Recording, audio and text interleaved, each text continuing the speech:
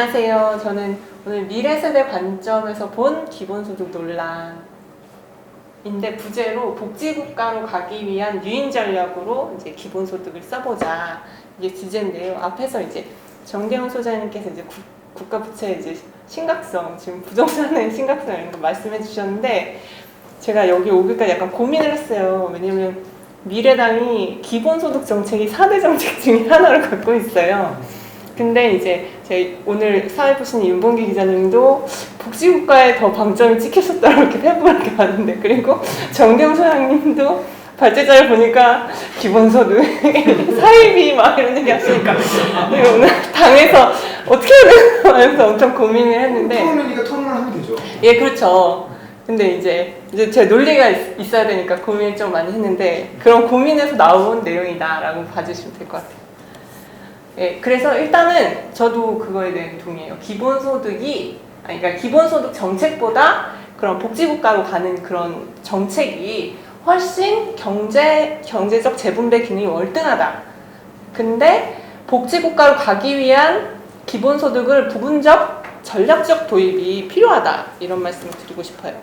그래서 이 자리에서는 기본소득 관련 뭐 4차 산업혁명이라든가 일자리 소멸이라든가 정대원 소장님 약간 동의하지 않으시는 그런 부분은 언급하지 않고 왜냐하면 이게 공론화 과정에 참여하는 당사자마다 다 다른 의견을 갖고 있는 부분은 넘어가고. 그래서 제가 좀 찾아봤는데 이 김정진 씨가 2012년에 주장하셨는데 이제 친복지 세력, 그러니까 복지국가로 가기 위한 주요 정치 세력이 누가 될 것인가 했을 때 대기업 정규직 노동자들은 이미 높은 급여랑 기업 내 복지 혜택을 다 갖고 있기 때문에 복지국가에 대한 수요가 크지 않고 자기네들이 추가로 이제 증세를 부담할 거에 대한 그런 두려움이 있기 때문에 복지국가로 가는 큰 견인차 역할을 하지 못한다. 그렇기 때문에 유력한 친복지 세력은 청년, 비정규직, 자영업자. 원래 비정규직 자영업자인데 제가 청년을 넣어봤어요. 청년도 마찬가지인 것 같아요. 이렇게 얘기를 하시더라고요. 근데 제가 약간 고민이 있는 지점은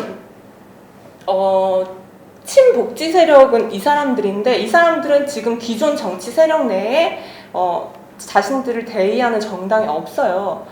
그래서 막 민주당이나 뭐 미래통합당이 막 복지국가를 얘기해도 과연 이 사람들이 그 중산층의 그 고양이 목에 방울을 달 수 있을 것인가 했을 때 저는 이제 퀘스천 마크가 항상 이제 있다는 제 문제의식이 있고요. 그리고 최근 코로나19나 뭐 이런 뭐 장기적인 이 경기 악화로 이 양극화가 심화될 걸로 예상이 되는데 이 양극화도 마찬가지로 아까 말한 그런 친복지 세력이라고 할 수 있는 청년, 비정규직, 자영업자들이 이제 계속 이제 고통을 받을 가능성이 크다고 예견됩니다. 그리고 문재인 정부는 지금 전국민 고용보험 로드맵을 발표했는데 뭐 우선적으로 뭐 저소득층 구직자한테 뭐 돈을 지원해주는 입법안을 통과하고 단계적으로 뭐 말씀하신 예술인, 특수고용 노동자, 프리랜서, 플랫폼 노동자, 자영업자까지 단계적으로 이 고용보험의 우선안으로 넣겠다라고 발표를 했어요. 근데 전 국민에 이게 찍혔지만 사실은 단계적인 이게 있거든요. 그래서 이제 오건호 교수님께서는 시사인 그런 컬럼을 통해서 이건 단계로는 분명히 문제가 있다. 왜냐면 단계적으로 가기 위해서는 사용자 노동자가 짝이 돼가지고 고용보험을 같이 납부하는데 이 특수고용 노동자, 플랫폼 노동자, 자영업자들은 이 노동자성 그리고 사용자성이라는 이 개념 정의부터 이게 짝이 없기 때문에 또 이 개념을 만들어야 되는 이 복잡한 문제들을 풀어야 한다. 그러면서 이제 정부 정책을 비판하면서 이걸 전면적인 개혁을 통해서 고용보험 안으로 다 이제 넣어야 된다 이렇게 주장을 하셨어요. 저는 이거에 되게 저도 동의를 하지만 복잡하다. 일단 전국민 고용보험 가기 위해서는 이런 개념부터 이걸 다 고치고 제도화하고 그리고 이거를 공론화하기 위해선 대중들이 또 이걸 이해하기 쉬워야 되는데 이런 과정들이 대단히 이제 관문이 커 보인다. 제 생각에는. 그렇기 때문에 근데 이제 반면에 국민들은 코로나 재난지원금을 통해서 이 막연했던 이런 기본소득을 체험을 한 거예요. 어느 정도냐면은 제가 카페에서 이렇게 있으면은 막 이렇게 옆에 있는 아주머니들이 이거는 뭐 재난기본소득 막 얘기하는데 그래 근데 기본소득이 너무 커지면 어차피 밑장 빼길 거야. 다른 복지에서 가져와서 이쪽으로 올 거야. 이런 정도로 이제 일상적으로 기본소득을 얘기할 정도의 그런 온도가 높아졌다는 거죠. 그래서 저는 참 대단하다. 이게 정말 이게 뭐라고 해야 되나, 가치? 대중과 정책은 대중과 어떤 호흡을 통해서 뭔가 만들어가는 거구나, 이걸 제가 조금 느꼈는데, 근데 이제 2020년 8월에 이제 1차 재난지원금 사용 기간이 마무리되고, 이제 하반기에는 이제 말씀하신 것처럼 뭐 경기 침체, 생활고 이런 거 했을 때 다들 이제 또 기본소득이 이제 절실해질 거란 말이죠. 그리고 국민들은 너무나 이 멀게 느껴진 그런 정치인들의 막 관념적인 담론, 막 복잡한 제도 이런 거보다 당장 꽂히는 돈, 이거 되게 직관적이거든요. 그래서 그거를 이제 그런 심리적인 건 이제 잡고 이제 정치인들이 이거를 의제로 밀고 나가는 게 있는데, 일단 지난 기본소득을 이렇게 복귀해 보면은 이 기본소득이 어떤 국가 아젠다로 돌이킬 수 없는 방향으로 갔던 그런 기점은 사실은 2010년 6월에 지방선거에서 무상급식이라는, 그러니까 애들 밥은 그래도 다 먹여줘야 되지 않느냐, 이 밥이라는 그런 관념이 아닌 그런 그걸 탁 와닿는 게 있어가지고 시민들이 결국엔 표를 통해서 복지국가로 가야 된다, 이거에 대해서 심판을 명확하게 했고, 그 이후에 박근혜 정부도 이제 복지국가를 얘기하고 노인 뭐 기초연금을 인상한다든가, 그리고 문재인 정부도 집권 이후에 뭐 문재인 케어라든가 이런 식으로 복지를 어떻게 복지국가로 가는 아주 큰 기틀을 만들어내지 않았지만, 그런 복지국가라는 어떤 의미 안에서 약간 반보식의 어떤 진전은 일어났거든요. 근데 그거를 봤을 때 제가 볼 때 이건 정말 저의 주관적인 해석인데, 이번 코로나 국면에서도 이 기본소득이 단일 의제로 뭔가 기본소득과 복지국가가 뭐 믹스되는 이런 갈 수 있는 그런 기점이 되지 않을까? 그런 전 느낌을 받았어요.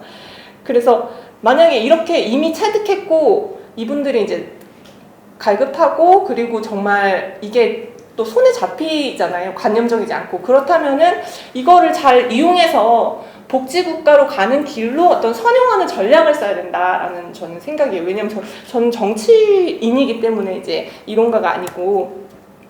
그래서 제안을 해보면, 제가 찾아봤더니 이상민 씨라는 그 나라살림연구소의 연구원이신 분인데, 뭐 기본소득 정책 믹스, 그러니까 기본소득이냐 복지국가냐 이렇게 너무 대립적으로 하지 말고 기존에 있는 정책에서 이걸 믹스해서 해보자 이러면서 제안을 해주셨는데, 현재 이제 기본공제제도라고 해가지고 초고 연봉자한테는 뭐 70만 원 정도 공제를 해주고, 뭐 중위 연봉자 5천만 원 정도의 연봉자에게는 25만 원 정도 공제를 해주는데, 그거를 아예 이제 기본소득으로 바꿔서 매년 30만 원에, 매년입니다. 매월 아니고 매년 30만 원에 기본소득을 하자.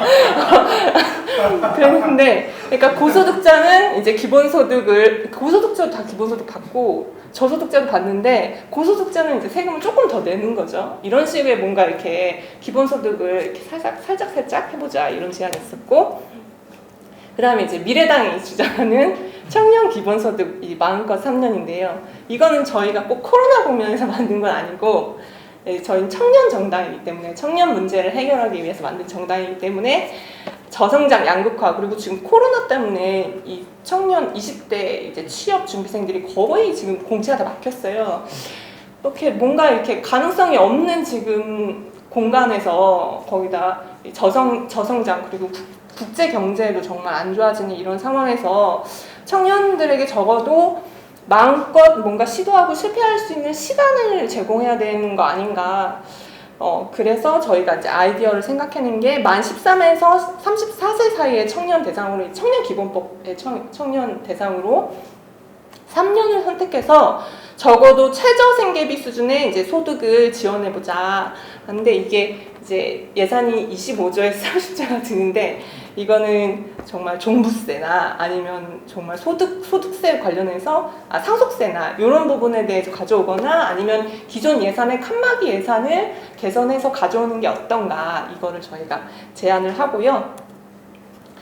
이제 물론 이런 기본소득의 사례들이 이제 우리가 그런 기본소득 이상 그러니까 모든 사람이 다 이제 국가에 먹을 거를 n분의 1로 나누는 그런 공산주의적인 그런 기본소득 이상하고 상당히 거리가 멀지만 이 기본소득이 일률적으로 지급하고 특히 청년 기본소득 같은 경우에는 계급으로 나누는 게 아니라 세대로 나누기 때문에 이거를 다 경험을 하게 된다는 말이죠. 그러면은 정부와 국가 간의 어떤 정책적 신뢰, 내가 낸 세금이 나에게 돌아온다 이런 효능감 이런 걸 사실은 중산층이나 어떤 상류층은 사실 잘 못 느낄 수 있는데 그런 걸 좀 느끼고 그리고 국가 공동체 구성원 간의 연대의식 그러니까 마스크처럼 누구나 국가 공동체로부터 보호를 받는다는 그런 심리적 믿음이죠. 이런 거를 확보하는 상징적인 종잣돈이 될 수 있다라고 생각하거든요. 근데 이런 사례가 이미 그 이재명 씨가 성남시장으로 계실 때 그 청년 배당하면서 그때 청년들이 그 청년 배당으로 받아서 가장 크게 느꼈던 게 항상 이렇게 그러니까 개별적으로 그러니까 독자적으로 이렇게 생존해야 되잖아요. 경쟁하고 아무도 도와주지 않고 했는데 그런 성남시 청년 배당을 통해서 어떤 국가가 왜 나를 위해 존재하는지 나도 정말 돈을 잘 벌어서 국가에 기여하고 싶다 이런 글들이 되게 많았거든요. 공동체의 소중함. 저는 그런 심리적인 효과를 기본소득이 갖고 있다라고 저는 생각합니다. 그리고 더 나아가서 반복지 세력이라고 할 수 있는 중산층한테도 복지국가로 가는 유인 상품이 될 수 있다. 그래서 기존의 복지가 사회 극빈 계층한테만 선택적으로 이제 시혜하듯이 제공되거든요. 그렇기 때문에 기존 복지가 약간은 사회 분열적 기제라는 이런 편견을 갖고 있는데 이것이 사회 통합적 기제로 선용될 수 있다고 생각합니다. 그리고 이러한 정부 정책과 대중 간의 어떤 신뢰가 축적된다면 대기업과 고소득층에 증세하는 것에 나아가서 점진적으로 중산층까지 증세하는 복지국가로 가는 주춧돌이 될 수 있을 거라고 생각하고요. 그리고 저는 이런 논의에 뭐 복지국가 최고다, 기본소득 최고다 이런 약간 그런 이게 약간은 누구 대통령 만들 거냐 이런 기준으로 가는 것 같기도 하고 어떤 너무나 그 유럽의 그런 판에 박힌 모델을 무릉도원처럼 얘기하기도 하는데 그런 조금 관념적인 논쟁은 조금 벗어나고 현실에 기반해서 이런 것을 조금 구성해야 되는 게 아닌가 하는 문제의식이 하나가 있고요. 다른 하나는 복지국가 기본소득 같은 이런 큰 물줄기는 특정한 뭐 정치인, 학자 이런 엘리트 집단이 아니라 결국에는 대중과 정치인의 제안과 대중의 소통을 통해서 이게 응답을 하고 이 아젠다가 숙성이 돼서 이렇게 설계가 되거든요. 그런 것들을 고려해서 우리가 갔으면 좋겠다라고 생각하면서 이 맥락에서 저는 이미 기본소득 그러니까 이상적인 기본소득은 아니지만 그런 부분적인 기본소득이 이미 패스트트랙에 올라탔다.